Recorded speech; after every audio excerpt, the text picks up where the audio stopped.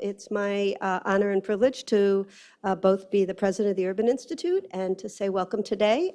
If you have not been to our new home, let me also welcome you here for the first time. We love having this space to be able to have these kind of roll up our sleeves conversations, and so it's very exciting to be here with you all. I want to thank you also for your focus on this issue on a day when Robert Mueller may be commanding a lot of our colleagues' time and attention.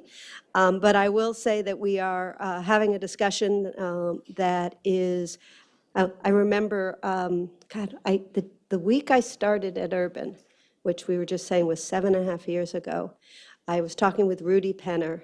And I told him why I believed that the next 18 months were the time when there was going to be a package of policy reforms coming on that would include a discussion of Social Security. And I gave him my timetable for when, and Rudy looked at me and said, naive young lady that you are, not coming for a while. And Rudy was right, but the moment will come.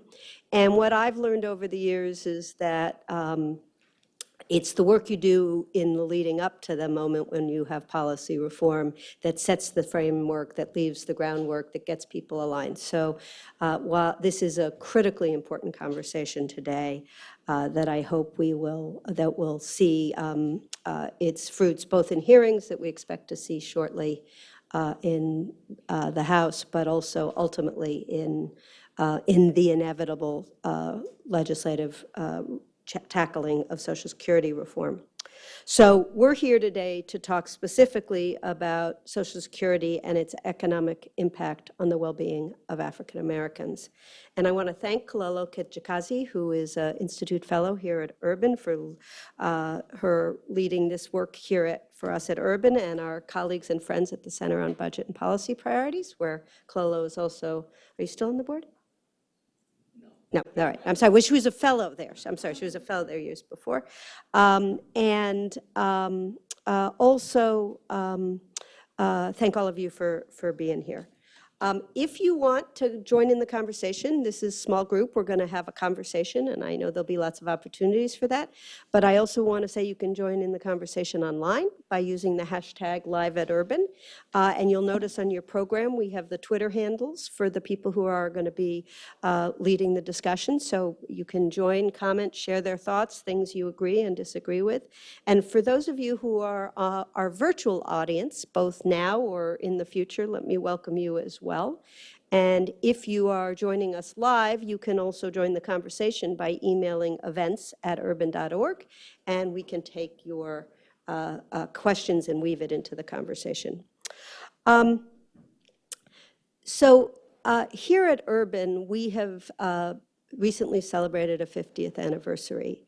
And part of our discussion about our 50th was about who we want to be in we're very proud of a lot of great work over the last 50 years, but who we want to be in our next 50. And a central part of that discussion for us, we've committed, you can find this on our Next 50 website, is to be an organization that confronts and really tackles our nation's history of discrimination and segregation and the way it affects every aspect of our life today, including the policy issues that we study. And I also want to mention our friends at the Center on Budget have similarly made this a central piece of the way they think about all of the issues in which they work. As we thought about coming into this period, there were a number of things that, if you're interested in this question, I urge you to take a look at. The first was a project that convening Kololo helped organize amongst think tanks and research organizations to think about how organizations like ours need to change both how we do our work and the work that we do in order to be serious about this inquiry.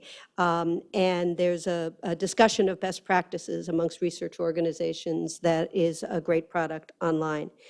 We also had a colleague of ours, Cameron Okeke, and Nancy Levine, who runs our Justice Center, wrote a very interesting piece that's on our blog about, as we are celebrating our history of 50 years and our founding literally around the cabinet table in the Johnson administration, trying to also reconcile celebrating that history, but also the racism that was prevalent in the president's remarks and comments and practices at the time, and also make sure that we were understanding our own work and its strengths and weaknesses over the years. We also have issued a brief which is about some of the research questions that if you're looking for questions that you can pursue to understand this better in 4 areas of policy. If you're really trying to tackle structural racism, what are some of the research questions that scholars need to be looking at? And then finally, the work, we have a group of scholars now, which Kololo is a part of, who have resources to partner with our researchers across the Institute so that when questions like the ones that we're going to talk about today come up, we have the ability to bring expertise and alignment to those conversations. And it is, I think if you think about it, there are so many ways, not only in which decisions made in the past that may have been intentional, discriminatory in all kinds of our history, I don't need to repeat in this room, of animus and discriminatory intent. But there's also all kinds of ways in which we allow and reinforce the structures that are in our society to perpetuate differences in opportunity. And we're going to look at a conversation today, which it appears from the brief that Kololo's written has a bunch of both of that in it. But this inquiry about history is really important if we're starting to think about policy change in the future. Because if you look at the different kinds of options that are on the table, we need to recognize they're going to affect different parts of our society differently. And that's not an accident that those consequences are there. Different parts of our society are there because of policy choices that were made in the past. And so we're really pleased to be having this discussion that examines both historical context, the impact these structural barriers have to economic security for African American and other families of color, and understand that as the context on which then a discussion about Social Security reform happens. So I'm going to now just turn this over to Kololo and a great, who will talk a little bit about the work in the brief, and then a great group of folks will come together to talk about the issues that it raises. Kololo Kijakazi is an Institute Fellow at Urban, as I mentioned, and she has a variety of different roles. She helps to develop collaborative partnerships for us with organizations and individuals who represent those most affected by economic disadvantage and social issues here in the United States. She also conducts research on economic security, retirement security, structural racism, and the racial wealth gap.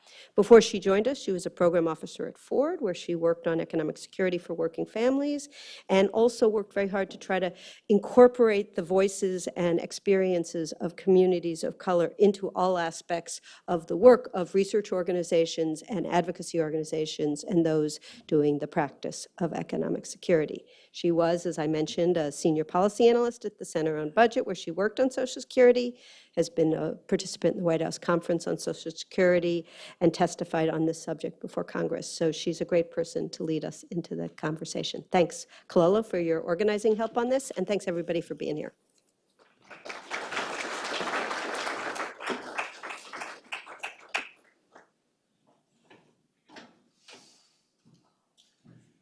Good morning.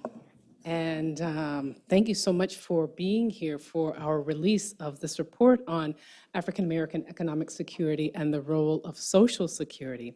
I first want to recognize my co-authors, Karen Smith, who is a senior fellow here at Urban and is an expert in Dynasim, which is a microsimulation model, as well as Social Security. And my other co-author, Charmaine Runes, who was a former research analyst at Urban and is responsible for the lion's share of the graphics in the brief.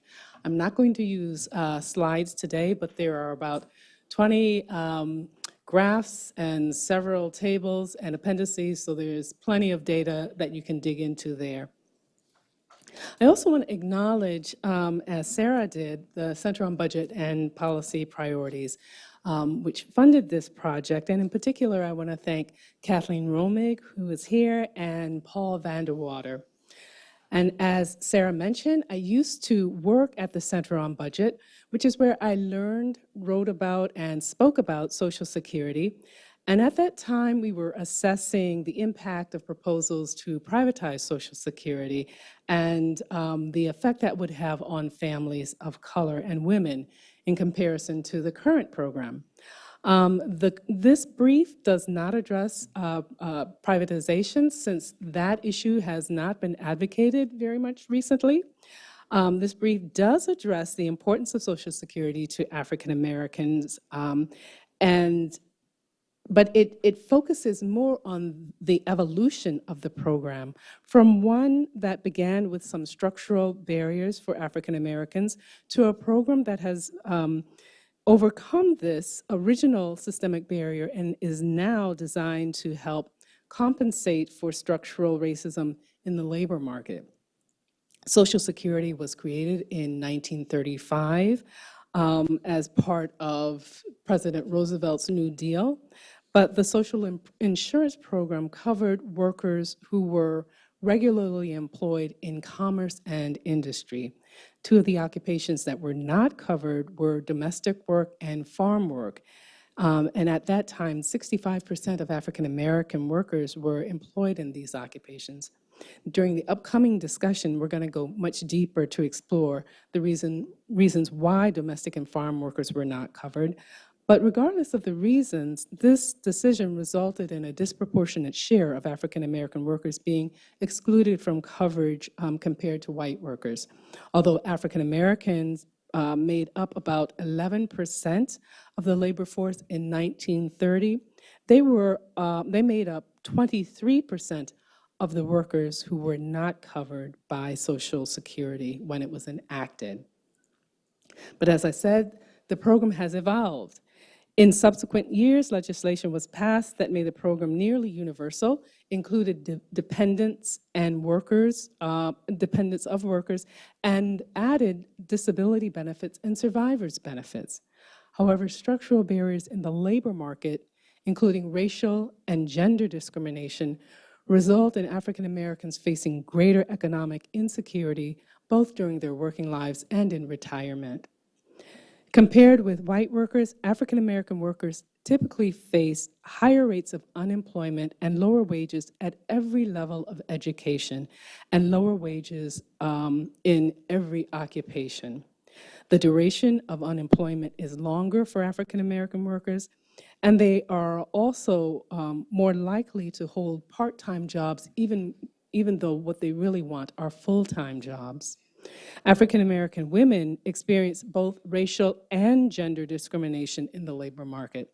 Despite having higher labor force participation rates than white women, African American women face substantially greater unemployment rates than white women and white men, and this is at every level of education.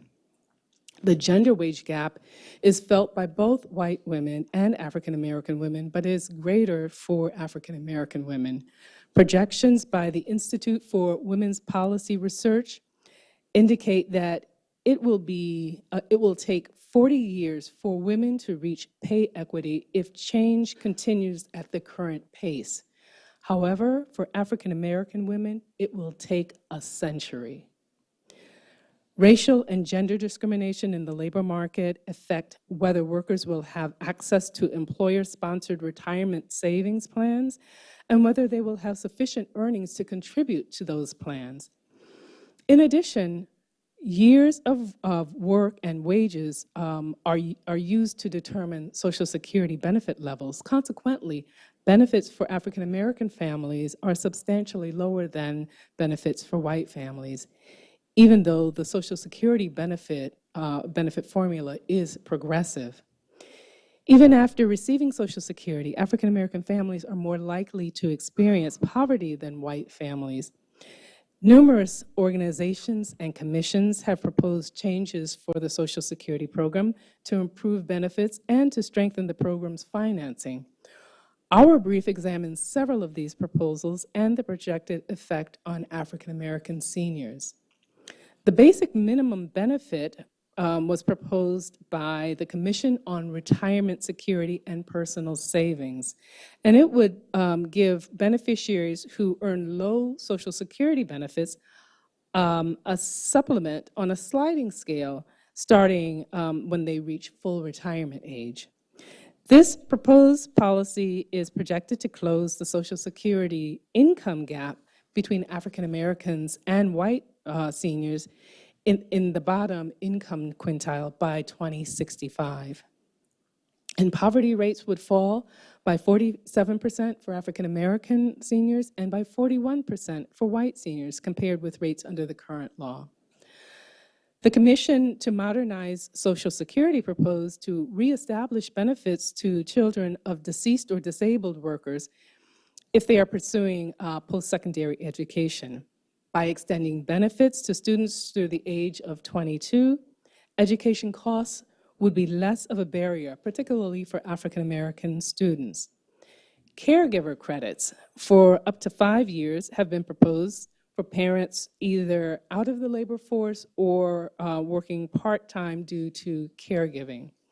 Projections by the Social Security Administration show that in 2050, 33% of African American workers and 20% of white workers would receive higher benefits. Among workers affected by the proposal, African Americans would receive a median benefit increase of about 5% compared with about 4% for white beneficiaries. In addition to improving benefit adequacy, it's necessary to strengthen the Social Security's program, the Social Security program's financial health, because Social Security is facing a long-term financing shortfall.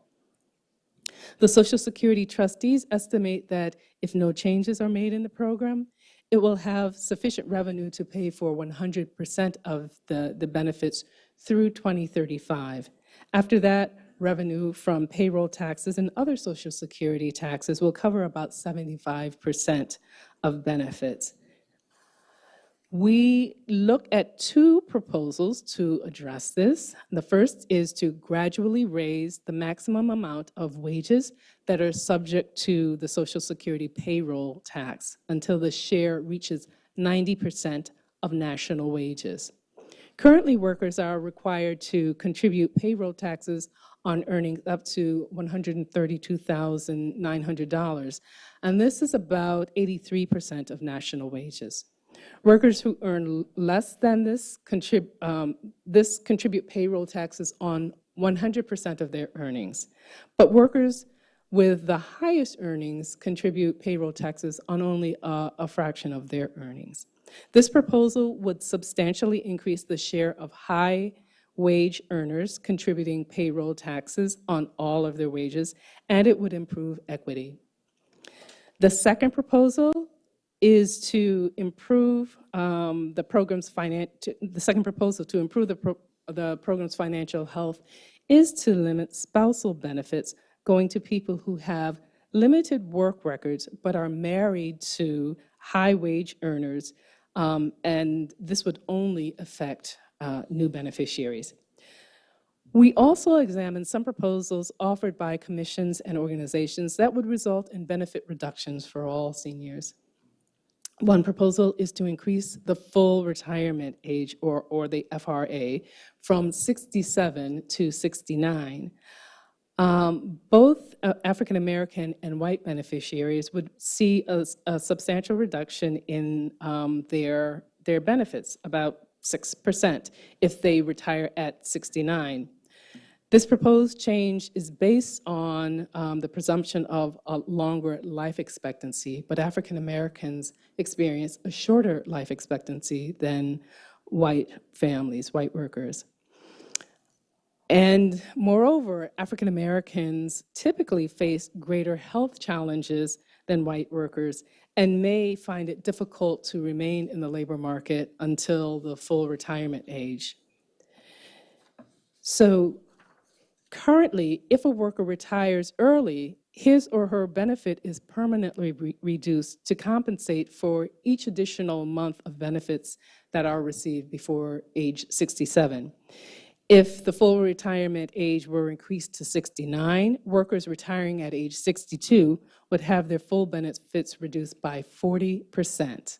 Nearly half of retirement beneficiaries claim benefits at age 62 right now. Under this proposal, the poverty level for African Americans is projected to increase by about 1%. And finally, we examined the proposal to replace the current cost of living adjustment, or the COLA, with the Chained Consumer Price Index.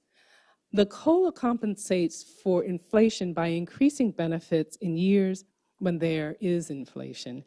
And this proposal is often presented as purely a technical correction, but using the chain CPI would reduce the amount by which the COLA is increased every year, so essentially a benefit cut each year.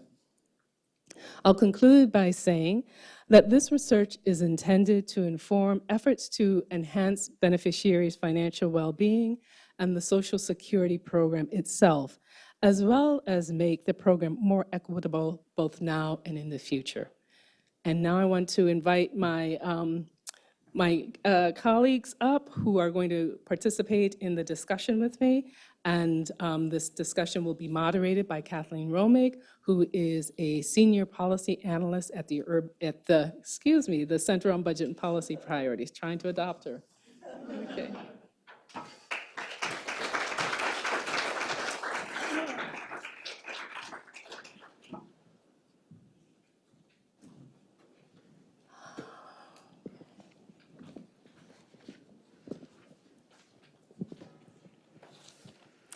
Welcome, everyone.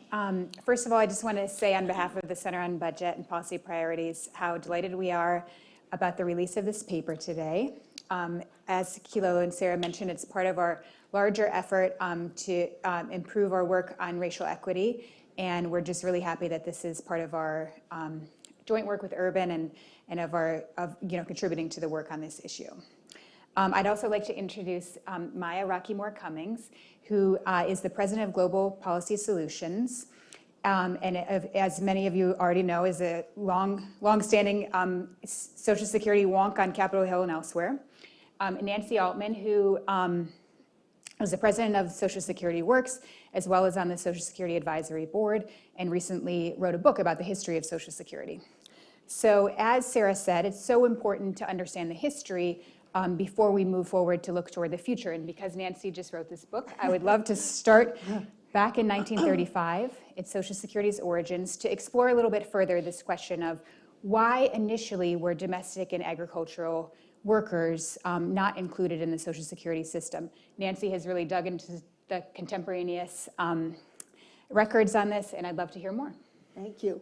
Well, 1935, we can all agree, was an extremely racist time. It was overtly racist.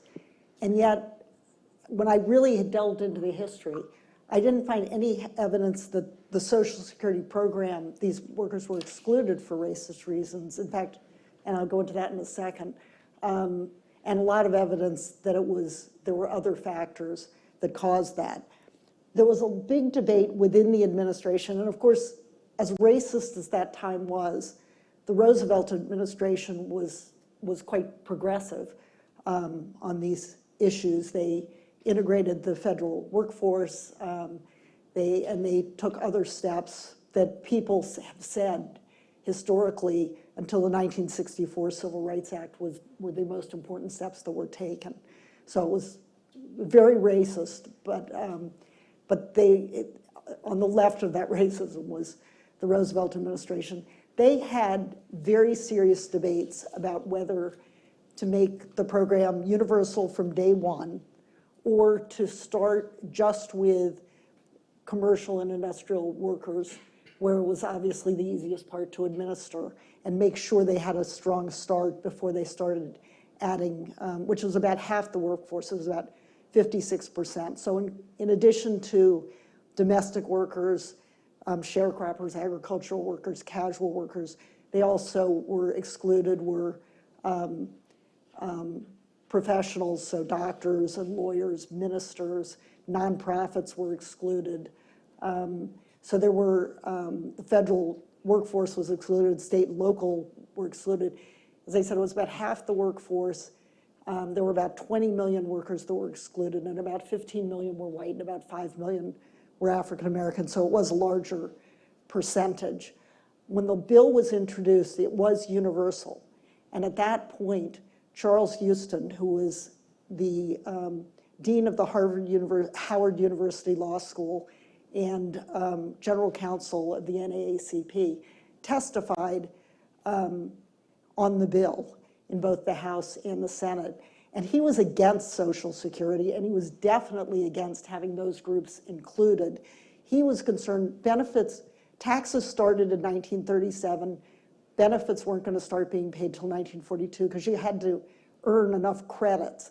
He was concerned, especially with casual workers, that they'd pay in and never get any benefits. And he was also concerned just that that was not, what he advocated was what today is SSI, a federally administered means-tested assistance program, rather than this where you had to stop working to get the money. It was Secretary of the Treasury, and I'm going on a little bit because you tapped a button, but I'll try to wrap this up.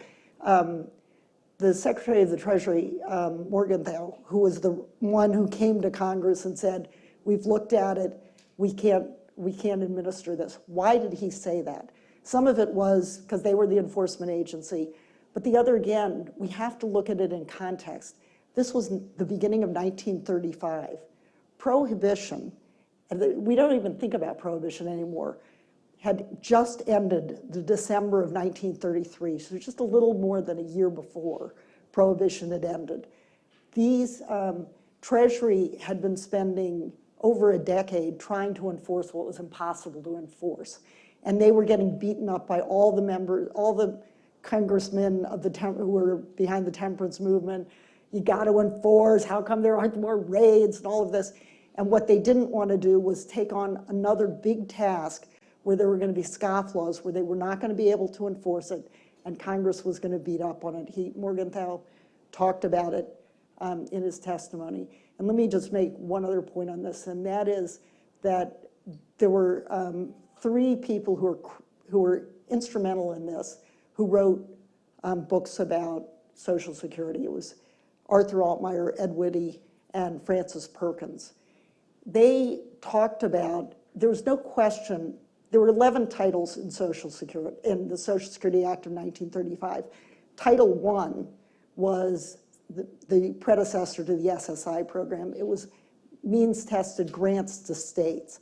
That unquestionably was racist, and they talked about how Southern members forced changes in Title I, and they named the changes that were forced because they didn't want the federal government telling them how they should treat the African Americans in their states and looking over their shoulders.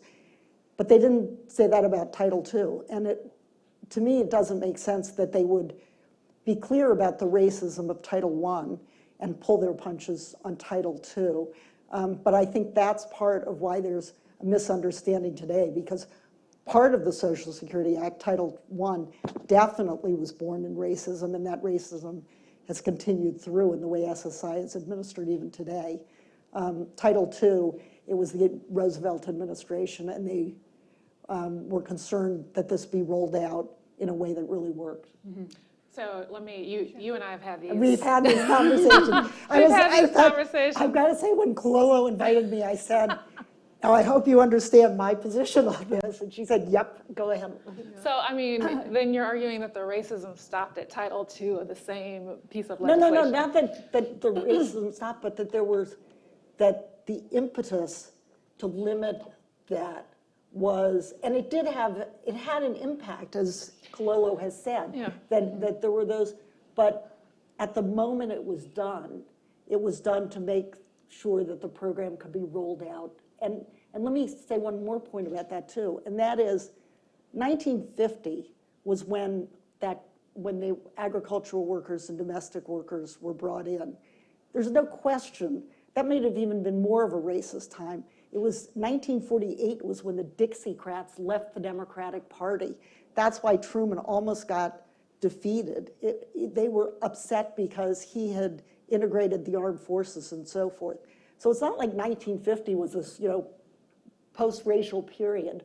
During the 1940s, we had World War II, and in fact, there was no Social Security legislation. In fact, Congress froze the rate increases because of the war effort. Late 40s, Republicans were in charge of Congress. So 1950 was really the first point where you could then go to the next step on Social Security, and they did. And they expanded it to the groups that were, not all the groups, but many of the groups that were excluded in 1935. I guess, I mean, the question for me is one of just reality. We know that in the policy world, we use policy euphemisms all the time without explicitly stating what it does in terms of the impact on the population. In fact, the Supreme Court with this question on the census, we just found out that they were going to, try to say that it was for one reason, and when all the while unsaid, unheard until it was uncovered, was that a racist perspective was actually driving the entire policy. And so it's plausible to me that in 1935 or 34, when they were in the discussions, that it was understood that by excluding domestic and agricultural workers, you would leave out 65% of all African Americans working at that time. Is that correct? So let me ask you then, why would the Ed Whitty and Arthur Altmeyer and the ones who wrote about it say Southern conservatives, because they were concerned, they called them Negroes, concerned about the African Americans, they insisted on this change, they insisted on this change, this change, this change, all the changes in Title I. But in talking about Title II said it was for administration. Because it was already understood amongst those who would be making the policy that they would have the benefit of having a racist outcome by excluding those certain workers without ever having to say, we want to keep these people out. Why did they exclude them? Why did they include them in 1950? So anyway, this is the debate that is going on among academics. I did want to ask a question, though, in terms of, were they paying in at that point, but just not? No. Okay, so they weren't paying in and they weren't getting in. Right. Yeah. So as Kilo mentioned, Social Security has really evolved over time. And so it's expanded to cover many more workers and expanded to include different types of benefits. So I was wondering if we could talk a little bit more about how those expansions happened, when specifically maybe right now about coverage. So what happened in 1950 to change the program?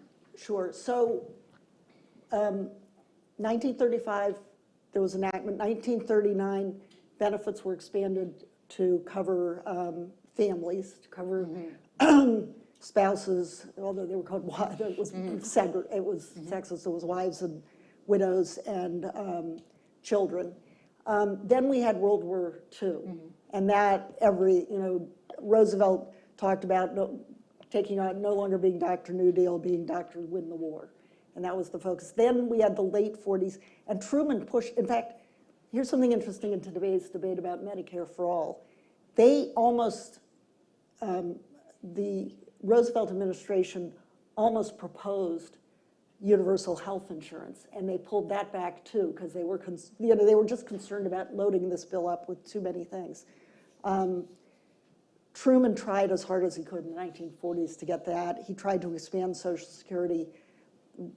Conservatives actually knocked out some groups from Social Security in the late 40s, but 1950 is when they could move again. So it's often called the third start.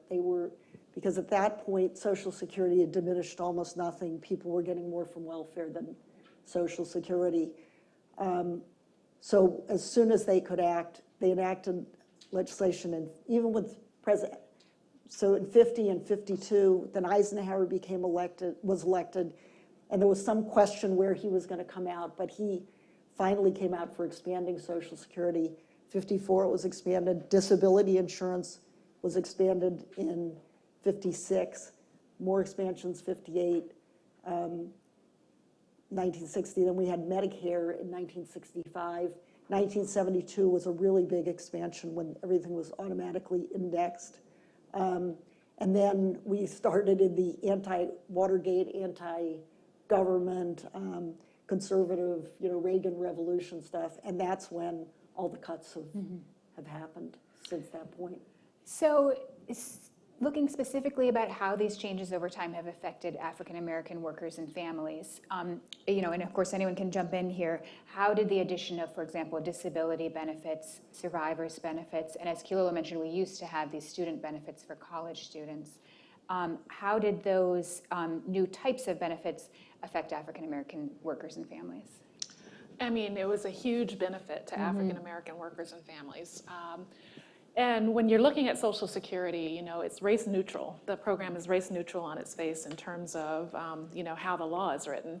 But the combination of demographics and program rules and, eligibility points for demographic groups actually creates a racialized effect in terms of how people receive Social Security benefits.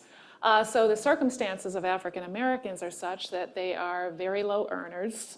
They tend to earn lower wages across the board when you're comparing them to other demographic groups, especially white Americans. They tend to have poorer health and shorter life expectancies, which means that disability is a real issue in the African American community. It's disproportionate, as is ages of early death. And so the addition of, the benefit for dependents and disability ended up being very important to the African American community, because when you look at the charts about how white people use Social Security and how African Americans use Social Security, you will see that the vast majority of white Americans use Social Security for old age benefits.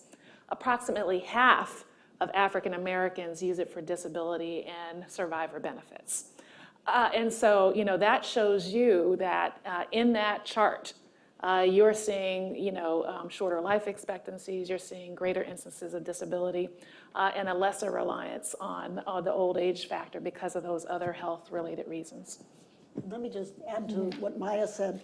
People tend to think of Social Security as a program for older people, but it's our nation's largest children's program. And there again, it's disproportionately beneficial to children who are from low-income families.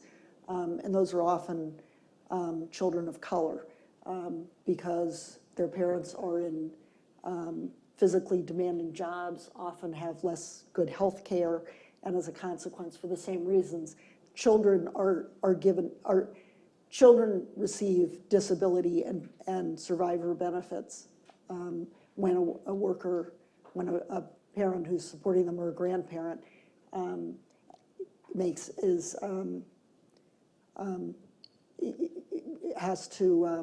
is no longer can earn living because of death or disability.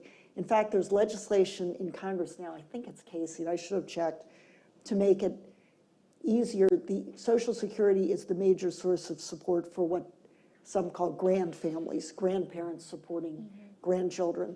And what this legislation is trying to do is make it easier for those families to get Social Security dependent benefits so that you don't have to adopt the child. There's certain things, you don't have to make it so formal in order to get those benefits. A point of clarification on that, on the expansions of, being more liberal and including agricultural and domestic workers during this time. What happened to the arguments about the administrative difficulty? Because it'd been in there 1935. They'd had it for 15 years. So they showed they could do it. Now, even today, as we've seen even though domestic workers are covered, they often aren't, the administration of it is terrible. So the administration continues to be hard. Farmers, it's mixed. I mean, certain kinds of, corporate farms, obviously, you can administer those. So the administrative problems didn't disappear. And another point, this really goes to current situation. The gig economy is bringing back some of those problems because these are, many of us think mislabeled, but labeled as independent contractors, Lyft and Uber drivers and so forth. And in fact, Representative Holland is working on legislation. She's announced it, but it hasn't been introduced yet, that I love it. It's going to require certain large, essentially think of Uber and Lyft. Uber and Lyft, under current law, employer-employee normal relationship, employer pays half, employee pays half. If you're self-employed, you pay both halves, but you can deduct half of it at the employer share.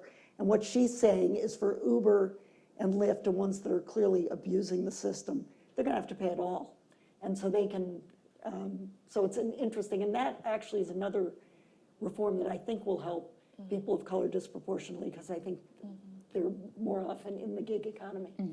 But on the point of currently the farm workers and domestic workers, employers of farm and domestic workers are less likely to report their earnings.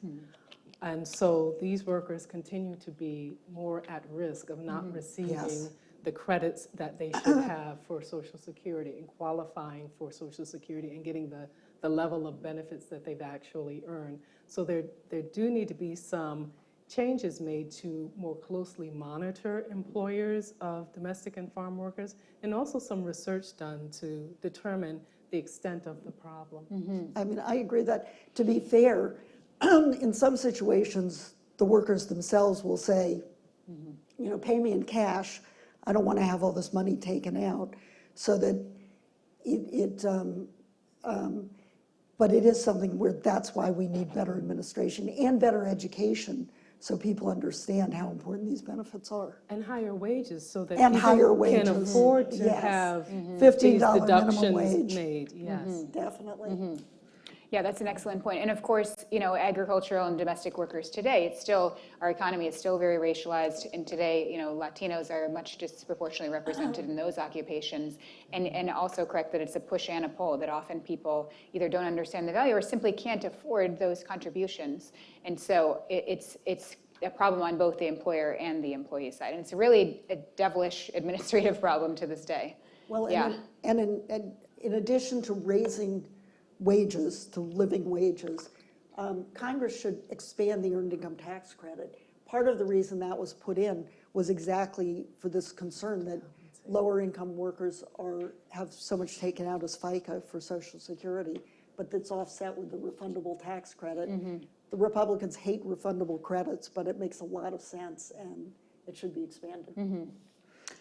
So now we're bringing the conversation to the present day, which is wonderful. And Kilolo, in your presentation, you documented the many underlying labor market disparities that lead to these retirement security disparities down the road as people age.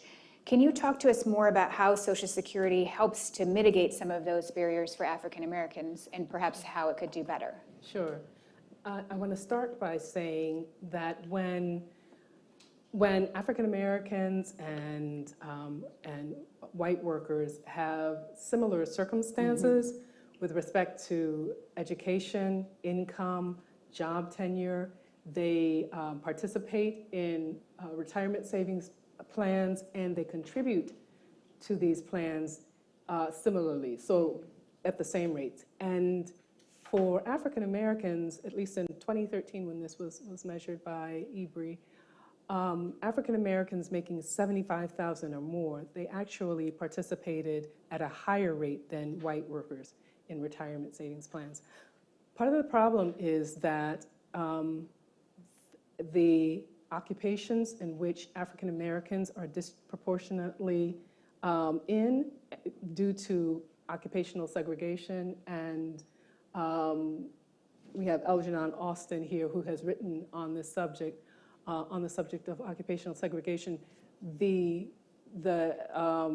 occupations in which African Americans are disproportionately working are less likely to be covered or less likely to have employer-sponsored benefits provided. Also, African American workers who are lower wage or part-time workers are less likely to work for employers that provide these benefits. So they go into retirement having relatively few retirement resources, and as a consequence have to rely more on Social Security. I mentioned during my remarks that Social Security has a progressive benefit formula. So 5 years are discounted or not discounted, but not counted, and 35 years are counted. So people who were not able to work for 40 straight years because of unemployment issues can have some of those years excluded and have their benefit based on 35 years instead of 40 years. And in addition, so I'm going to say, those workers who are lower wage receive a higher percentage of their pre-retirement earnings than higher wage workers. So if you're a low wage worker, the retirement benefit that you get represents a larger percentage of what you were earning before retirement than is true for a higher wage worker. So those are some of the ways in which Social Security compensates for what's happening in the labor market due to structural racism.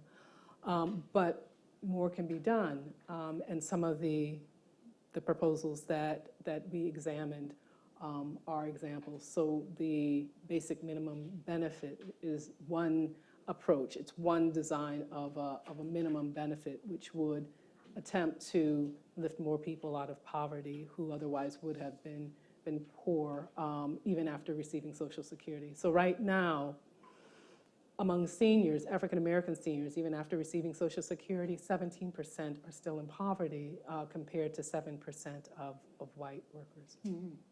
On the point of the basic minimum benefit, the benefit kicks in the proposal at the age of full retirement. That's right. And yet a majority of African Americans tend to take early retirement. So I'm just wondering, in your conception, was that factored into the analysis? Yeah, so that is a concern. And one of the reasons that it is designed to become effective at the full retirement age is so that there is not an incentive to retire early and get this supplement to your benefit. I participated on the commission on retirement security and personal savings, and the reason that I did not sign on to the proposals that were set forth by the commission is because not so much that I disagreed with the basic minimum benefit and that it became effective at the full retirement age, but it was because there were other cuts that were being made that would impact workers before they reached the full retirement age. So even though the basic minimum benefit can pull people out of poverty if they live long enough to receive it, if they have to retire prior to that, they're getting large cuts. Based on what the proposal was containing. And just sort of a general observation based on what you both said, you know, as I went through the history, 1972, so many decades ago, before many of you were born, was the last time Social Security was expanded. We are living at I mean, a really perilous time, obviously, where we could really, I mean, it's, I get upset every time I think about it. Nancy's trying to hold herself back. But actually the glass, you know, 10% full or however full it is that the Democrats are now fully on board for expanding Social Security. And so the kinds of an improved special minimum, you know, the 35 years, if you reduce that to 30 years, that would help many low-income workers as well. It would still be the same concept, but you'd have 10 dropout years rather than 5. There, you know, you reduce the reductions for early retirement. You know, that went into place in 1956 or 1959, I think, when women were added, could start retiring early. That all, there's an opportunity for, I know this is not an activist, you know, program or group, but there is an opportunity for positive change for all the things we're talking about, because I think what's really impressive in the report is how it does highlight all of these structural barriers. And there's Social Security and policy can only do so much to change, but it can offset them to some degree, and Social Security can do more. But I do want to say that, I mean, since we started on a historical note, we might as well contextualize the current moment in terms of history.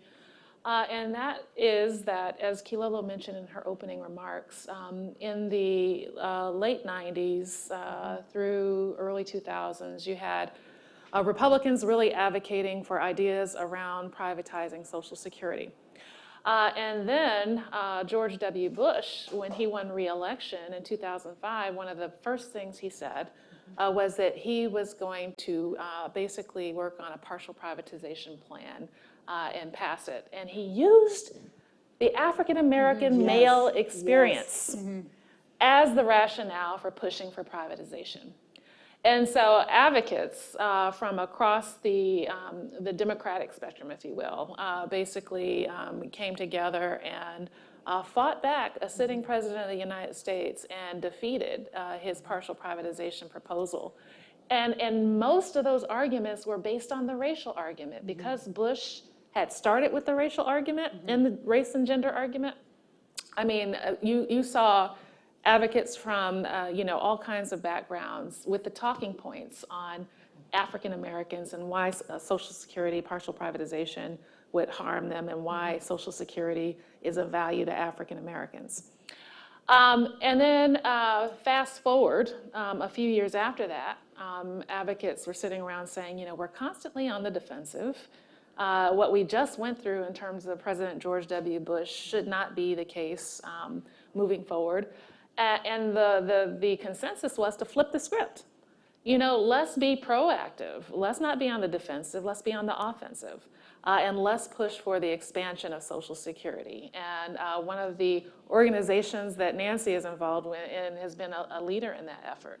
And so starting about 2010, 2011, you saw a whole lot of groups formulating to actually create plans to actually solve Social Security solvency, but also expand and improve benefits.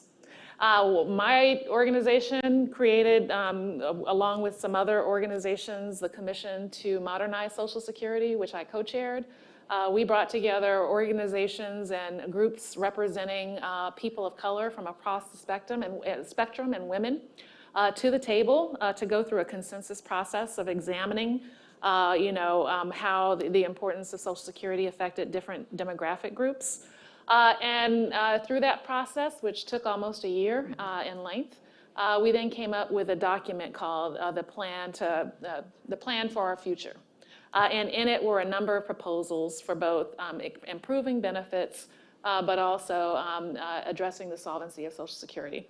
And interestingly enough, the plan we came out with actually, not only did it improve benefits, not only did it establish solvency, but we had money left over. And so, it broke the myth that that the only way to actually improve the Social Security solvency was to cut benefits. And we showed that it could be done otherwise. So fast forward to now, the advocates move forward and they inform Congress, look, you can do this. And we saw Senate Democrats take that up en masse on one midnight on a New Year's Day. They were still, I forget what they called that night. But they unanimously endorsed the expansion of Social Security.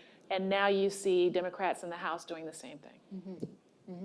And I got to just put a little plug for Maya, who was instrumental in the 2005, especially bringing light and truth to the myths that somehow African Americans would be better off with no more Social Security. But two reports you should read, in addition to Kilolo's report, which I urge all of you to read if you haven't. The one, and I forgot. Plan for a New Future. Plan for a New Future. But the other one that I thought was so important was the one you did on children's stake and Social Security. And I forget what you called it, but it was a great title. I can't remember. But put in my Something but not Iraqi war forgotten. children. Yes, yes, Something- unseen but not forgotten, Yes. or something like that. Something like that. Yeah, let's talk a little bit more about that because, of course, children can receive benefits in their own right because a parent dies or becomes disabled or retires. But children often live with a family member, an adult family member who receives benefits. And those benefits, when we've analyzed the effect of Social Security benefits on poverty, those benefits for family members bring just as many children out of poverty as children who receive benefits in their own right. So could you talk a little bit more about how African American families, look compared to other families as far as multi-generational households, as far as why would these children's benefits in particular be particularly important for African Americans? They help lift them out of poverty at a greater percentage because we have so many households, multi-generational family households, where young recipients of Social Security or young people are living in households where their aged grandparent is receiving Social Security. And that's uplifting the whole household in terms of their economic security and the reduction of poverty. And I am so sorry that I can't, let's see. No, it's unseen but not forgotten. Unseen but not forgotten. And that report basically outlines overlooked but not forgotten. Overlooked. That wasn't unseen. Overlooked but not forgotten. And what we find is that, the Social Security Administration talks about the numbers annually of children who are on Social Security, but we found that they are actually not considering those who live in these households that benefit. And when you actually look at the full breadth of it, we're talking about a substantial increase in the number of children who are actually receiving Social Security as well. Yeah. And I should add to that too. I mean, today's focus is on African Americans and Social Security, but we could also have a forum on Hispanics and Social Security. And they also tend to have the children's benefits are very important. And again, contextualizing, and this is something this country has got to get a handle on, but not the way our current administration is trying to do it, is that during the privatization fight, actually Hispanics were a little bit reluctant because if they are undocumented, they often are receiving money under the table or under false Social Security numbers. And so they were kind of taken, well, maybe private accounts, would help us. So it's really important to bring everyone out of the shadow and make it to their benefit to come out from under the shadows. And I just want to say, as an add-on to that we found in that report, overlooked but not forgotten, that the increase of the number of children who are receiving Social Security benefits indirectly is really being driven by the other category. And when I say other, that means everyone else besides white or African American. So Latino, Latinx, Asian American children. And so, and of course, this is an interesting trend line that we're actually seeing in terms of the numbers. And Kathleen, I feel bad because we're not letting you moderate. Oh, no. I want you guys to another point converse. that Maya brought to mind for me is that she has often made the point that we are becoming a majority-minority country. I mean, we already are for children, and we will for adults. And it would really be outrageous at a point when we become majority-minority that, okay, let's cut Social Security for all those, for the majority-minority. So it really is, Chairman John Larson, who's chairman of the Social Security Subcommittee, had a press conference recently with John Lewis and with Linda Sanchez, with the policy director of the NAACP, with the president of NOW, and they really made a passionate point that expanding, not cutting Social Security is a civil rights issue, it's a woman's issue, it's a human rights issue, and it's an economic development issue because it'll be better for the economy. And so I'm giving you my activist speech, but. And it's important for young people. Yes. Because they're not actually positioned as well as their parents' generation was. And so that means that, young people do turn old. And they're going to need Social Security if they're not already receiving it just as much as their parents did, if not more. Absolutely. And Maya and Nancy, you both brought women into the conversation, and that's an important thing, particularly when we're talking about the African-American population. As Kilolo points out so well in her analysis, we have different concerns when we're talking about African-American women specifically. And would anyone like to speak more to that, about the barriers or about ways that we could improve things for African-American women specifically? So women, you'll read in the brief that I'm sure you're all going to dig into, that this wage gap, this gender wage gap persists. And some of the research that I include in there indicates that there is discrimination against motherhood.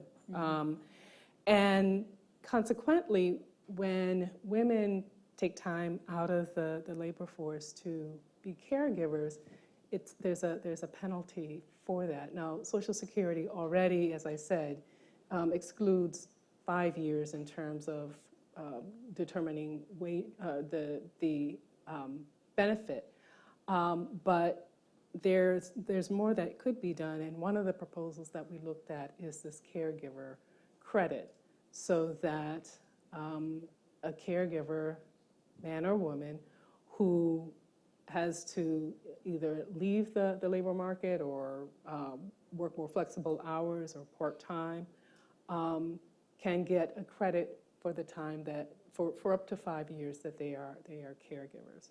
And that would make more people qualified for Social Security and also increase the level of benefits that they receive. Mm-hmm. But what I found fascinating in your report, and I did read it, Thank you.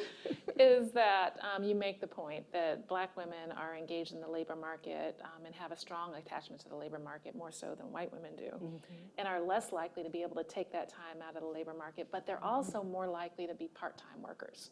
And so they would qualify for that caregiver credit based on their part-time work status. Yes.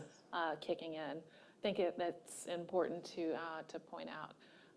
The fact that Black women are also situated poorly in terms of earning the least at every educational level across racial groups, I think is important to point out. And also that they are the least wealthy. Because we're talking in terms of earnings, but wealth also matters in terms of a larger portfolio. I often cite a statistic that African American women with kids who are single have a wealth figure at, anybody want to guess? It is. And I say 0 because they haven't yet quantified what the negative number is. And so, when you're looking at the full picture, Social Security becomes very important, not just for that economic income security in old age, but it's also a public asset for them, something that, kind of like money stored up that they can rely on when they need it. Yeah, and as a piece of that, there's disproportionate poverty among widows, among single women, however you define them, unmarried, divorced, and widowed, and especially the older you get, among the very old women. And there's proposals in Congress. Representative Sanchez has the POWER Act, which is to improve widower benefits when the couple earns around the same amount. So it doesn't cut anyone's benefit, but it gives a boost. And that also may be disproportionately low-income families or families where people of color, where they're both in the workforce and neither of them are earning that much. It'll give you a better widow's benefit. Yeah, and one of the options that Kilolo looked at would change the way that we calculate spouse benefits, because spouse benefits are sort of widely understood to implicitly reward caregiving. As Nancy mentioned, they were initially conceived as wives' benefits and then later as widows' benefits when those were added. And actually it was Ruth Bader Ginsburg who got that struck down, so now that they're gender neutral. But still, overwhelmingly, those benefits do go to women. And overwhelmingly, mothers do provide a disproportionate share of caregiving. And that explains some of their lower wages. But it is an implicit relationship, because not all spouses are parents, and many parents are not married of all racial groups. And so would anyone like to talk more about how the evolution of the American family kind of comes together with that benefit formula that was conceived in the 1930s when most families were two-parent, married parents and children, and the wives were expected to stay at home and provide care? Well, and part of the problem is that more and more, not problem, but the reality is that more and more couples are not married, and then you don't get the spousal benefit. Right. So that's where the caregiver benefit could be very valuable. But that was a racialized model. Yeah. It was a racialized model because their notion of the family unit was a nuclear family unit with a wife who was a stay-at-home, a husband who was the breadwinner, and then a couple of kids. And the fact of the matter is, and I always talk about this usually in the context of women's studies and women's rights movement, but Black women have always worked. They've always been in the labor market, primarily as low-wage workers. When we're talking about those domestic workers that were left out in 1935, African-American women at that time were really, really, really overrepresented in that particular occupation.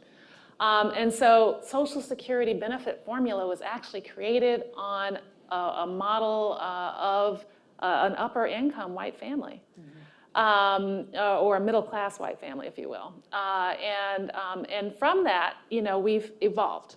Although let me add a really interesting point about history, and that is the Social Security was enacted in 1935.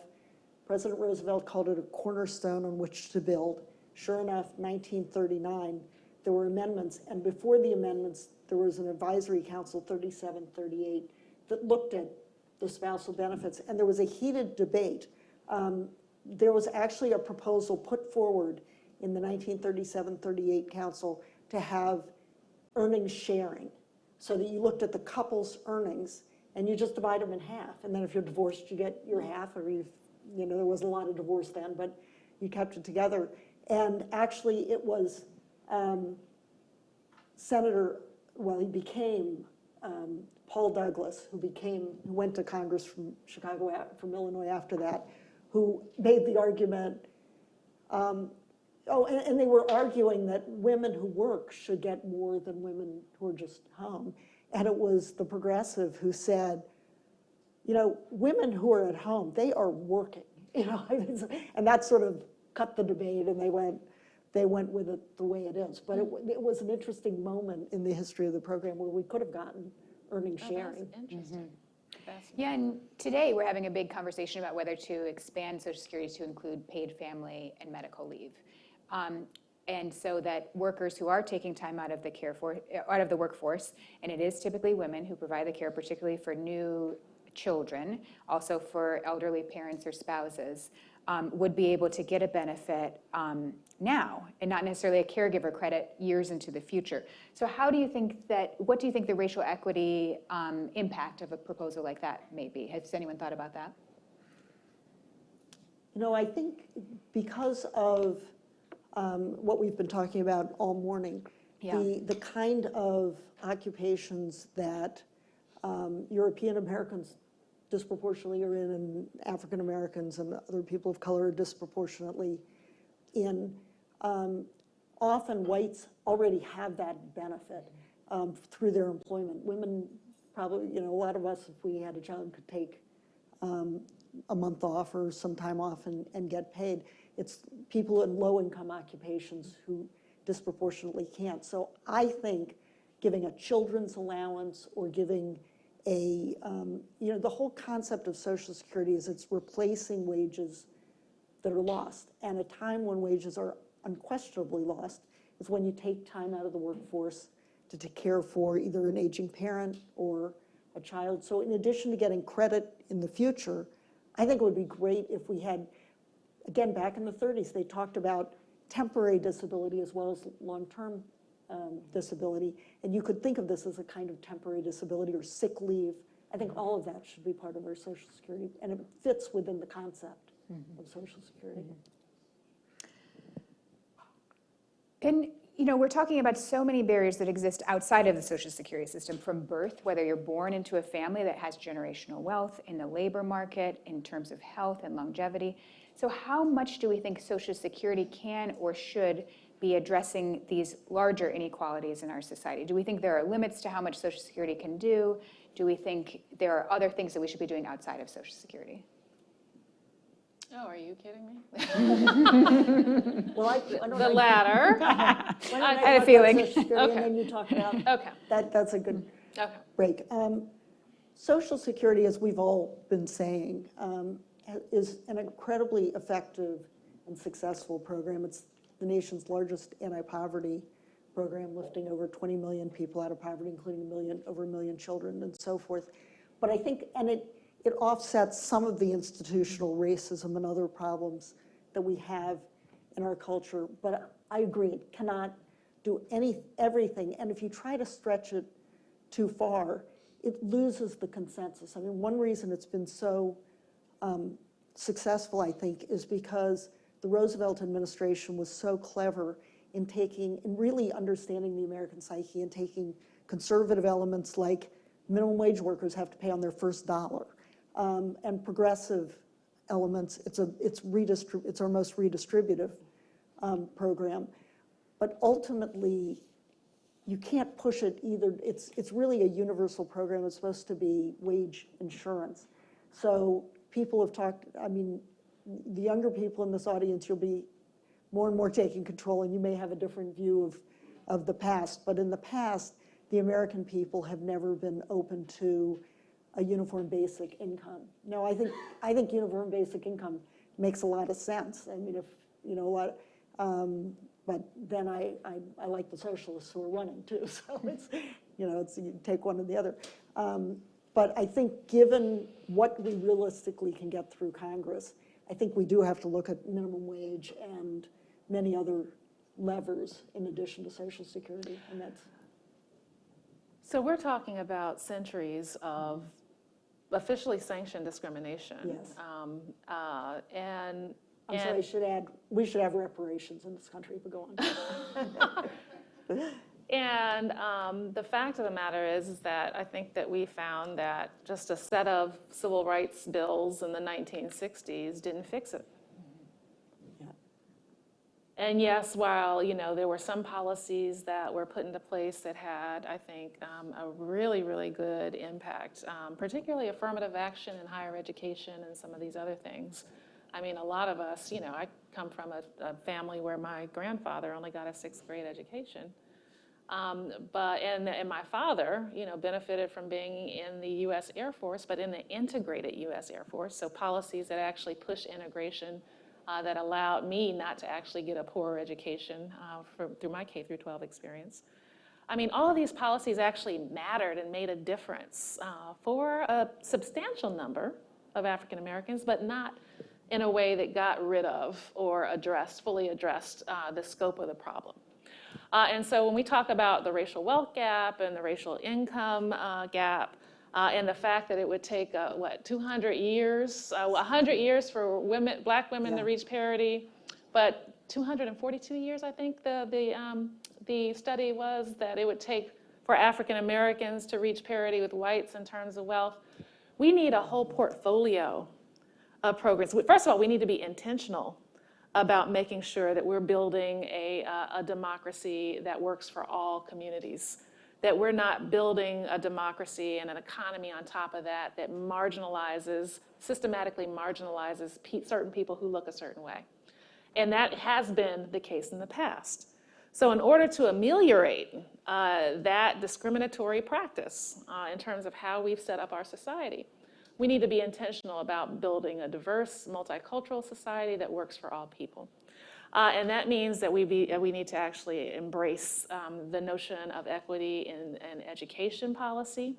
We need to embrace the notion of equity in terms of, you know, financial services and economic policy. We need to embrace it in terms of health policy.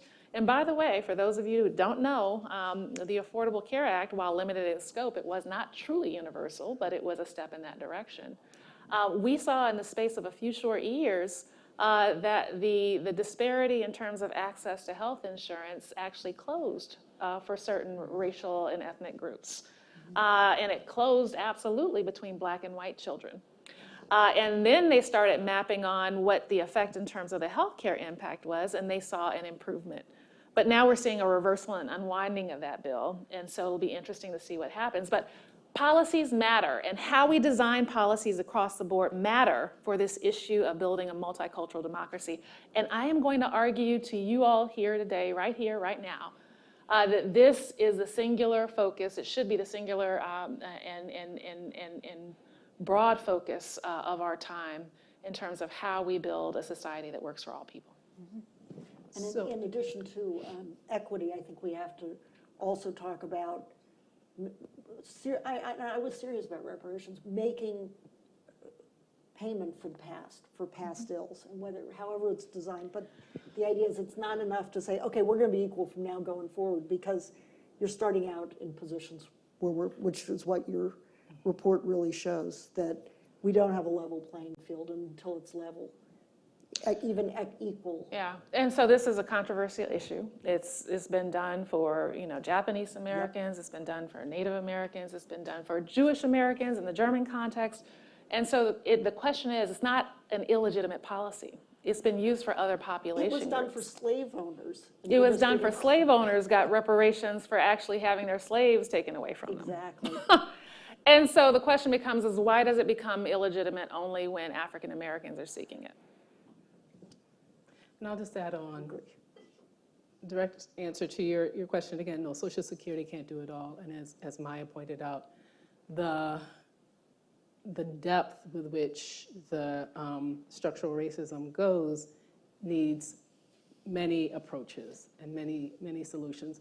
Sarah mentioned the work that Urban is undertaking called Next 50, where we're looking forward to the next 50 years and what needs to be done to create a more just and equitable society.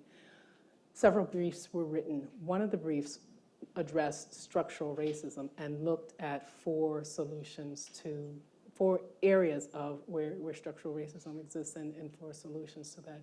So we addressed the racial wealth gap and proposed, or looked at the solution of baby bonds. We looked at education and looked at changes in financing as a bold solution. We looked at employment, and the solution there was the federal guaranteed job. And we also looked at policing and disinvesting from this punitive policing practices and investing in more community-based policing. So yeah, there needs to be a wide range of approaches taken to address this insidious problem, and Social Security plays a role in that, but it can't do everything. Yeah. And bringing the conversation back to Social Security specifically, tomorrow there's going to be a full committee hearing at Ways and Means talking about just what you were saying, Maya, what has been teed up for now for a decade, not just improving the financing of the program, but also improving the program's benefits. And so, Maya, with all the work that you've done on how to do both of those things together, what would you like to see most, as we move forward with legislation, a way that we can use Social Security to improve racial equity and improve gender equity? What would your kind of top priorities be legislatively? Yeah, so in terms of expanding benefits, I think we've, talked about some of them. This whole, back in 1981, they got rid of the student benefit. Mm-hmm. But the student benefit actually disproportionately benefited African-American children who were going to college. Mm-hmm. And so, to reinstate that, I think would be a very important benefit. CPIE, which is an expansion of the COLA, so that, you actually take into account the full range of expenses that seniors actually incur, as opposed to the current formula that does not look at the full basket. So it would be an enhancement on the cost of living adjustment that would very much help, I think, African-American seniors when they do receive Social Security. I mean, there are a whole host of favorites that we've got. What else would you add? One that I would add that I've been really giving a lot of thought to, and I'm hoping there will be some legislation that is introduced that does this. As Kalolo said, that we talk about the retirement age, but it's really a band of ages. the earliest you can claim benefits is 62. And then there are no more increases after 70. For every age that you claim benefits before 70, for every month, your benefit is reduced. And as Maya said, most Americans claim benefits at 62. That's the average. So that's a huge reduction, and it's getting bigger. It's going to be bigger for people born after 1960 because the retirement age is increasing. Somehow, policymakers tend to see, and analysts, these adjustments, they're called actuarial adjustments. And people's eyes kind of glaze over and say, oh, well, they're just sort of this technical thing. But I've looked into it closely. And when they were first put in the law, they had a different adjustment for wives, for widows, for workers. So it's not like they can't have, there's something magical about these adjustments. They were also put in 1959 when people were not living as long and when there wasn't as much disparity among how long people lived. So I think a major reform that people are not yet talking about, but I want them to start talking about, is making benefits better at age 62. At 60, every age, reduce the amount so you're getting closer to your full benefit at age 62. So that's one I'm throwing out into the ether. It's not yet been proposed, but I think it would benefit all Americans, but disproportionately people of color. Well, with a mother who died at the age of 69 of stage 4 breast cancer, but who took early retirement at 62 and had no regrets about taking early retirement at 62. I mean, I think that that's on the mark for me. I think that a lot of African Americans would benefit from that, given their poorer health status upon retirement, and the fact that you know, to anything that offsets that penalty would be important. We could work together on it. I'm working with you. Before we move to questions, does anyone have any further thoughts that they want to share with the audience? Anything you wanted to get in there on any of these very wonderful topics that everyone's brought up?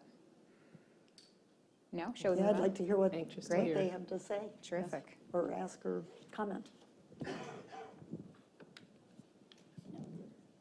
Awesome. Any questions from the audience?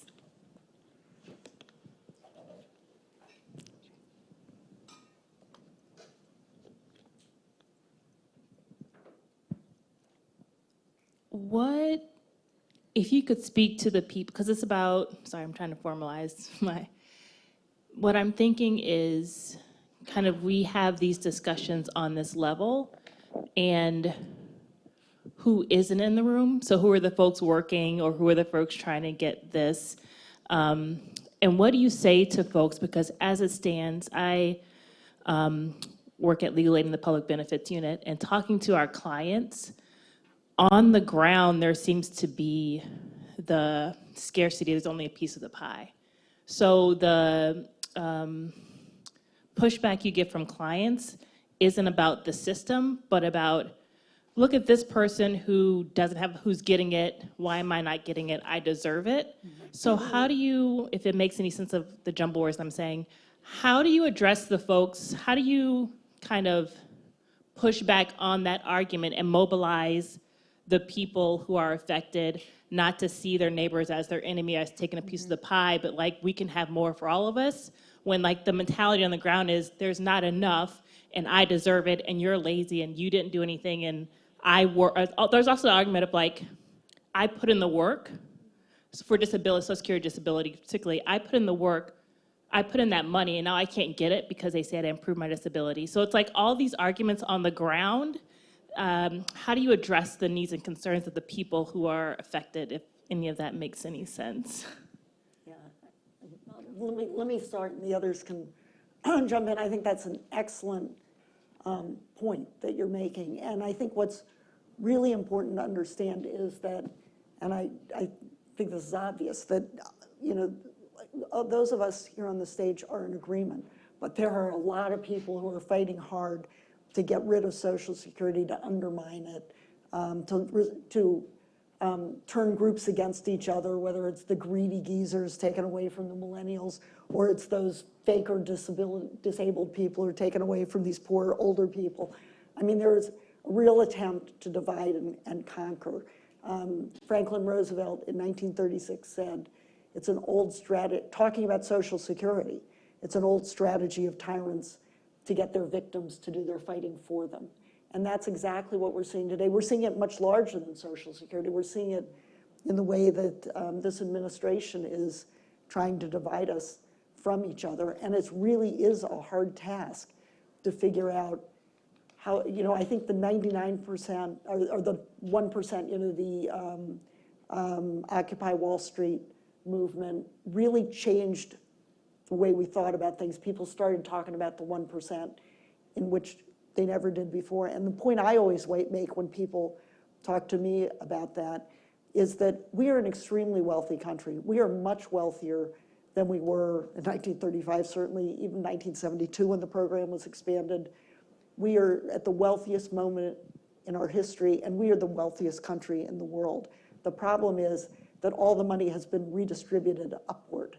And what we need to do is unite, because there are more of us than there are, and not, again, to make it a class war, but there is plenty of money. If, no one asks, how are we going to pay for the wars? So we can pay for this if we want to. So I'm going to actually answer the way you asked it, which is stream of consciousness. And so, the beauty of the Social Security program is it's universal in terms of how it was designed. That it wasn't means tested, meaning it was just for poor people, or, it wasn't, confined in that way. If you were a worker and you contributed for a certain amount of time, then you were eligible to get something out. And so what you have across the board are people who are relying on it at all age levels. You have people who are relying on it pretty much at all income levels. You have people who, by category, whether that be disability, or survivor, it's basically a life insurance benefit wrapped into a public program, or the old age benefit, which is a retirement benefit. You've got, a program that really serves a broad swath of Americans. And because of that, there is and because the benefit formulas are less transparent, I guess, the whole notion of you're getting and I'm not, is lessened. That being said, there are program elements. The Social Security Administration knows that there is a racial disparity in terms of how the disability benefits are actually being administered. And a lot of that has to do with the administrative law judges and what, these folks who apply present as their evidence of disability and all that kind of stuff. So working at addressing the racial disparities from within the program design and how it's administered is also important. But I just want to take it a step further, and then I'm going to end my stream of consciousness. And that is that immigrants are paying into Social Security. And they are benefiting all of us who will be drawing out, even as they can't draw out, right? Not only that, so when we're getting into the real racial situation, you all know that this is the year, 2019 is the year that the majority of kids who are in K through 12 education are now children of color. That means within the next decade, they will become an increasing number of the US workforce. And all of these, retirees who will still be disproportionately white Americans will be depending upon the contributions of a diverse, workforce to ensure that their Social Security benefits are still coming in. So when you think about all the components, everybody who's getting out, everybody who's putting in, this is truly, something that we all need to care about because we all need the contributions of every single one of us to make it work. And there's no room for demonizing people because the fact of the matter is that, everyone has a stake in the game. And I'll just add with just a couple of words, really, that Social Security is a compact. It's a social compact. And the intent was that, that it be as universal as possible and everybody would be contributing and then able to take out and as it's needed. On the insurance side, it means that young people, very young people, can be covered. and get a level of coverage that if it were quantified in the open market and in the private market, would not be affordable to most people. So I guess when you hear those arguments from your clients, I would refute them with the idea that this was designed as a social compact that everybody benefits from. And let me just clarify, undocumented immigrants are paying in and not getting out. And another addition on that, the higher our level of legal immigration, the healthier Social Security's finances are. So that's, people are always talking about how our society is aging. Well, one way to address that is to allow more immigrants into our country, and that would help Social Security. The reason it's aging is Yeah. because fertility rates have dropped. Right. And the actuaries say, and it's an obvious point, that you bring in immigrants, they tend to be younger. People who immigrate from one country to another tend to be younger. So it is as if, we're having more children. And immigrants tend to have higher fertility rates than Native-born Americans. Yeah, so it's a virtuous cycle, allowing more immigrants, it fuels economic growth. Yeah. But we do have to be careful. The disability community often talks about invisible disabilities, mental issues and others that you can't, somebody in a wheelchair, you go, okay, that person's physically challenged, but often disabilities are invisible, and you do get people saying, well, why is my neighbor getting this and I'm not? That person's not disabled, but again, it's an effort to, we've got to get us not turning against each other, but seeing that we all have a stake. Absolutely. Any other questions from the audience? Yes. Saw a few other hands. So I just tried to write it down so I don't have like the mumbo jumbo going on. So I wanted to ask, what does the loss of Social Security mean for specifically African American millennials who, we've talked about disproportionately been at a disadvantage with their wages, as well as the gender gaps, and also who have found to have been taking out higher student loans. And then I kind of want to know what your guys' perspective is that with the role of reparations as well. There's been a real campaign to undermine confidence in the future of Social Security, and the younger you are, the more likely you are to think that it's not going to be there. The Congress is having a hearing tomorrow to expand benefits and make sure the hearing is on the Social Security 2100 Act, and it's called that because the bill that's being looked at expands benefits and makes sure that all benefits, including the expanded benefits, can be paid in full and on time through the 21st century. So it really, as I say, isn't a matter of affordability. There's no question we can afford Social Security. At its most expensive, it'll be about 6% of gross domestic product at the end of the 21st century. I think Germany's paying like 12% on their old age security disability program. There's no question we can afford it. It's a question of values. And fortunately, the American people are very united. They do not want to see this program cut. They want to see it expanded. So I'm going to actually go there in terms of the thought experiment that you asked us to indulge in. And that is what would it look like to have a nation without Social Security for young people who would age and over time? And I think it would look like prior to 1935. Prior to 1935 and the creation of Social Security, the United States didn't have an old age system. We didn't have a national system of disability and survivor benefits and old age provision. And so that meant if you became too old to work and didn't have family members who could take you in, you were literally on the street begging for alms. A public ward, somebody that was indigent with no source of income. We decided that we could do better and we would do better, and that's why we created the Social Security program. But moving forward, there are all kinds of, I think, new 21st century and 22nd century pressures that we can even envision that are going to make this even more intense. The fact that we're the technologists say we're in our fourth industrial age, and the issue of AI squeezing out human labor is becoming increasingly relevant to our conversations about the future of work.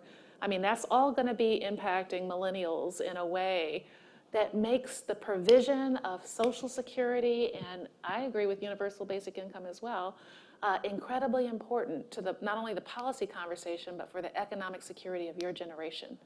So I say you all have a high stake in the game, and this becomes a part of one of the core things, the core pillars of progress that you hold on to tight and make sure that nobody tries to make a political argument to take it away from you. And just, oh, I'm sorry, you go ahead. Just to add to that, without Social Security, with Social Security, poverty has been reduced from about 40% to about 9%. So without it, it would be up at that range again. But for millennials in particular, without Social Security, millennials would be taking care of their parents and their grandparents. So in terms of being able to get ahead in life, in terms of managing your schedule so that you could do the caregiving for the parents and grandparents and get them to their doctor's appointments, et cetera, or having to even drop out of the labor market in order to care for them, and then not have something to, not have enough, be able to accumulate retirement savings for yourself in the future would put you in peril. And really just, I was really going to make essentially that point, that before 1935, every state but New Mexico had poorhouses. So you were literally on the street or in a poor home. But for most people, they moved in with their children. And so during the Great Depression, we always talk about 1 out of 3 workers were unemployed, but in the shadow of that statistic were not just their children, but their aging parents too, who were left with no support. The difference between that and what we call the Great Recession back in 2008 was that we had Social Security, and so that often in those situations, the parents could help their children who were unemployed because they were getting a regular check. So this is one that has, every generation has to make its own decisions. This is one that has really stood the test of time, and I agree it's going to be more important in the future, more important. And we've got to get a handle of the student debt issue. One thing that people often don't realize, that's mainly an issue for younger people, but it's an issue for seniors too, because a lot of seniors have either co-signed for their grandchildren, or they themselves went back to school late in life. They have student loans. Social Security is free from private creditors. Creditors cannot get your Social Security. 1995, the federal government made one exception. The federal government, if the federal government's a creditor, they can get your Social Security. And indeed, those benefits are garnished today. So this is, again, these issues, student debt, secure retirement, all of these issues should unite all of us. Yeah, and I just want to add one more, and it's a wonky point, and that is Social Security, the macroeconomic effects of Social Security. Social Security as an economic stimulus across the country. I mean, if Social Security disappears, when you get a check, you go and spend it. And then that money circulates amongst businesses. It helps to, infuse cash into an economy. It's important to rural America because in many cases, the Social Security check, is what keeps the rural economies going. And so, we have to understand it as a stimulus as well. And so that's just the final point I wanted to make. Any other questions?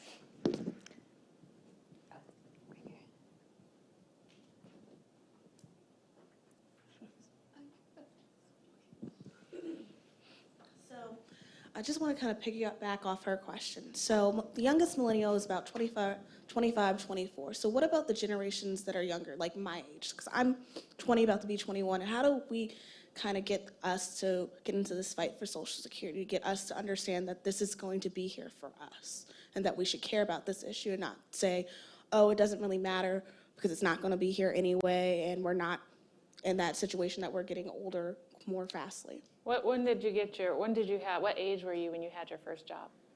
I was about 17. I entered college before I turned 18, so I was 17 when I got my first job. And do you remember getting that pay stub and looking at that paycheck and seeing something called FICA?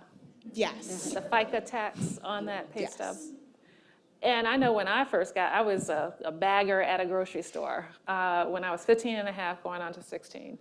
And I got home and I said, Mama, who is FICA and why are they taking my money from me? And I'll never forget, she said, baby, you're gonna need that one day. That's your Social Security and your Medicare. I remember that. You have a stake. You are paying into the system. Anybody who is trying to argue that we can't afford it, and by the way, when they make those arguments about we can't afford it, that is political BS. Because the fact of the matter is that they've had other priorities and they want to make it look like they can't afford it. But the issue is not an economic one, it's a political question. That means that your voice is always going to matter. You can always say, I own this system because I'm paying into it. And that means that if anybody's trying to take it away, your vocal advocacy and that of you joining with everybody else to make sure it stays intact is going to be important. So what I would say to you is know that you're already paying into it, you already have a stake in it, and you need to fight for it. No, and in the way to fight for it, I'm going to give you some specifics that, little plugs here, but as I say, tomorrow morning at 10 a.m., 1100 Longworth, the full Ways and Means Committee is having a hearing on the Social Security 2100 Act as a lead up to a vote in September. The Democrats want to pack the room because it's a huge room, but the Republicans are all trying to go behind closed doors and cut a deal and let's have some cuts in it. And the Democrats are holding firm and saying it's got to be done in public, it's got to be done transparently. So go there and show that you believe in what they're doing and you want to do what they do. And there are lots of organizations, including all of ours, that are working to fight to expand Social Security and to prevent any kinds of cuts and to make sure that we'll be paying benefits in the future. Because let me just tell one quick anecdote, and that is there's a woman who's now, I think, in her 90s, but she's the daughter of a labor union activist who was very involved in the 1956 disability fight. And she told me the story that her local congressman came to their nursing home and said, don't worry, it was Republicans saying, you don't have to worry no matter what happens, we're not going to cut your benefits, age 55, age 55 or older. She raised her hand and said, you've just insulted everyone in this room. We are not fighting for our benefits, we're fighting for our grandchildren's benefits. And she said she got a standing ovation and the congressman never came back to their nursing home. The old people are not fighting just for their benefits. People are fighting for all of us together. And, I think older people should be in the fight about student debt, and you guys should be in the fight to expand Social Security. And it's not a question of whether Social Security will be there for you in the future. It will be, but it's also there for you now. The insurance portion of Social Security is covering young people who become disabled, young people who die and leave young children and spouses.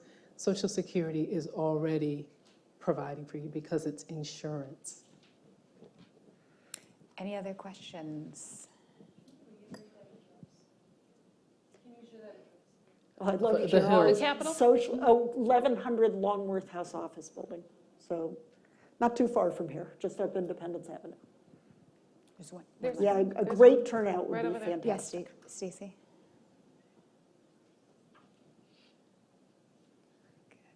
So I thought it was really interesting to hear the debate about the motivations for excluding domestic and farm workers, but the agreement that it had a racialized outcome.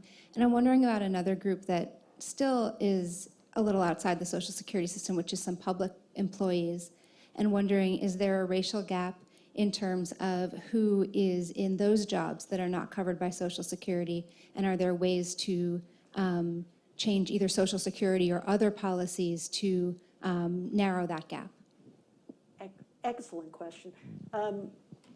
Now, we've incrementally, as I said, it started with just half the workforce, and then incrementally the program was expanded most recently in 1983 when federal workers and nonprofit workers were included. So the one group that is still not covered under Social Security are state and local workers. They can voluntarily join. And so at this point, 3 out of 4 It's the instrumentality that elects to do it. But now 3 out of 4 state and local workers are part of Social Security. 1 out of 4 still aren't. And those jobs do tend to be disproportionately people of color. So I don't think it was done for racial reasons, but it does have a racial impact. The arguments against it are one, there's a constitutional argument that it's unconstitutional for the federal government to tax the state government. My husband is spent his career as a professor of constitutional law, and he assures me it's not, the constitutional concerns can get around it. The other piece is that a lot of those workers really don't want to be part of Social Security. They think they're getting more, and we are at a point where their state and local plans are really under attack. Right. So this would be a very hard time to bring them in because they would have to negotiate for a supplemental plan. Right now, their plans are supposed to cover what Social Security covers plus what private pension plans cover. So they're opposed to it. So the politics are extremely difficult, but as a policy matter, we eventually should have 100% coverage. In our plan, we actually argued for bringing in state and local workers as a way to get to solvency and a way to Yes. extend Social Security solvency. It brings in money, that's right. It brings in money right away, although we found that the longer term effects of it as the state and local workers begin to draw down were less. The immediate benefit is it brings in an influx of money. But, over time, I used to work on the Social Security Subcommittee of the House Ways and Means Committee, and I'll never forget that public school teachers were waging a war because, public school teachers don't necessarily, unless they worked a part-time job in another way, receive Social Security benefits. But many of them who have been married to people who were eligible for Social Security benefits, but then they were subject to something called a government the WEP GPO, Government Pension Offset Windfall Elimination Provision. Right, you got it. So then, their spouse dies, and all of a sudden they don't get the full range of benefits they thought that they were eligible for. And so public school teachers really have an animosity towards the system. They've been really fighting to, correct that, what they view as a wrong. But, the whole notion of bringing everybody in would, presumably address that in the future.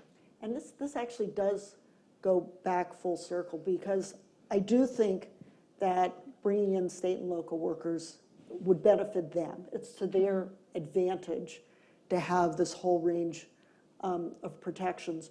But before they're in, now it's they can see the benefits. But before they're in, there's often is resistance. And I remember one of my mentors was Robert Ball, who was the longest serving commissioner of the program. He was instrumental in the 1950 getting farm workers in. He was in an office and they were, I think some big farm lobbying group was like right down the hall, and he would go in and explain to them why they were very resistant, but he would explain to them patiently all the benefits they would get from being in. And fortunately, he was able to convince them and they were able to get it through Congress. So I do think it's the point that Maya and Kololo have made, that this, we are the United States. This program is one that unites us. We should all be in there fighting to make it better and be very sensitive to the intended and unintended consequences of it, but also be aware that there are a small group. President Eisenhower called them a small splinter group of ideologues who just don't like government and are trying to convince all of you it's not going to be there. So even if you get half the size of benefits of people today, you'll say, hey, I'm getting something for all these years of paying in. You should be fighting to get more because you've earned it. It's an earned benefit, and you're all earning it.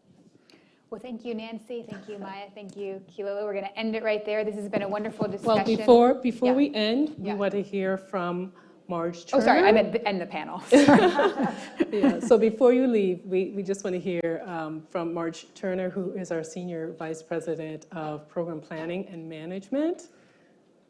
Hi, everyone, and I just wanted to briefly thank everybody for joining us today, and thank Kathleen, Maya, Nancy, and Kalolo for what's been a really lively and intense conversation in which I learned a lot as well.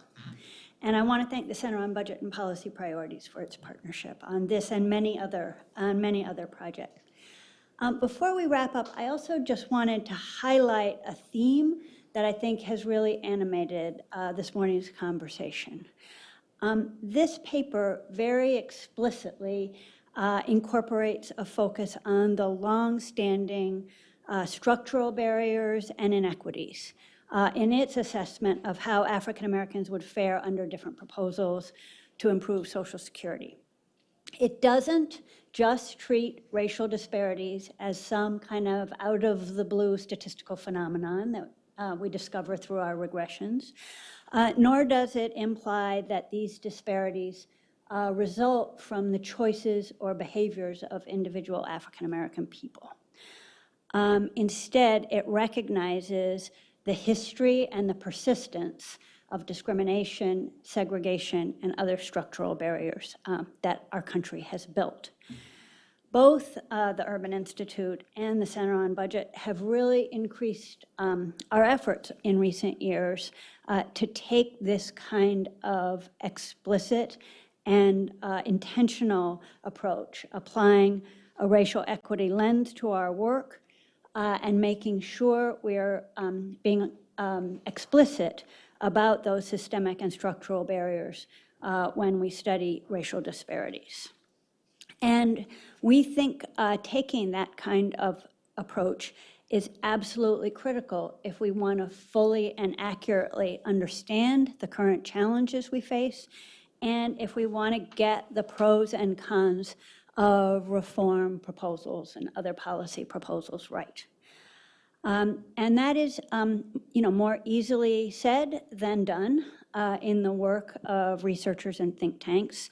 And again, both our institutions have been learning that it takes a really conscious effort of building understanding and awareness among researchers and other staff members, thinking hard, re-examining data sources and analytic methods, and improving our communication strategies, the way we talk about our work and the way we talk about the people who are affected by the work.